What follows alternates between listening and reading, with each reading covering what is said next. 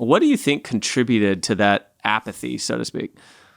Yeah, that's a good question. That's a good question. And I don't know, part of it may just be like, kind of a normal experience. Like you're so used to it. I was so used to it my whole life that it seemed, relatively ordinary to me. I would say like a big part of that, I just didn't see how it applied to like my real life.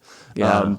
I've shared before, like in talks, I use that song from Jake Owen called "Real Life." If you've heard of that song, and I don't know, it's kind of a dumb song, but I kind of like it. It feels good, but I think like what's so evident in that song, and what was so evident in my life, and for even many of us as Christians, is that we have our real life, and then we have our faith life. And we even like use that language. And I think that was just the case for me. Like my faith life was, it's a part of my life. It's, even I know it should be important to me. And there was even elements when it would come out. I mean, even like playing football through high school, there's something in me that knew that was important because like we would pray, I would like lead prayer with a team after our games and on the 50-yard line. But meanwhile, I was like just living a life so far from God. And I never really saw how like through the day-to-day, through my real life, like the ordinary tasks of every day, like just whether it be like waking up, getting breakfast, going to school, hanging out with friends, on social media, like my faith life, I don't know how that applies. I definitely don't know how the mass applies to my life at all.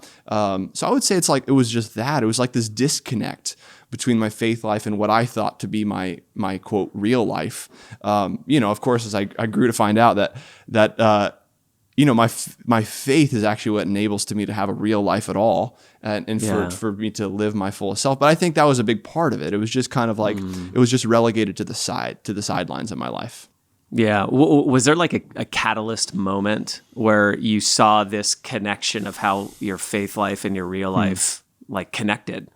Yeah, I don't think so. I don't think there was like a moment that I can think to where I think over time I kind of saw that, came to more awareness of that disconnect that was in my life for sure. But it did happen through a certain period of my life where I just realized, at the very least I realized that God was just a part of my life, where I was just a fan of God and I wasn't following him. I always say that if I was a follower of anybody, it was Brett Favre and the Green Bay Packers. And, whatever Brett Favre was going to do, you better believe that I was going to follow after him.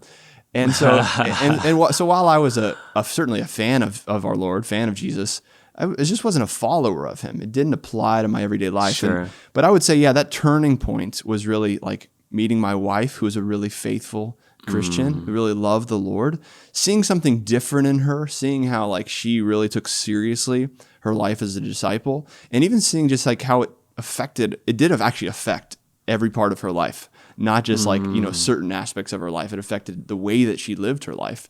And so meeting her was kind of the first step in that turning point for me.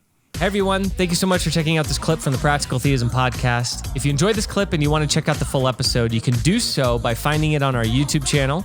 Definitely consider subscribing and ringing that little bell so you can continue to get updates, notifications when we release new episodes and new clips just like this one. I hope to see you soon.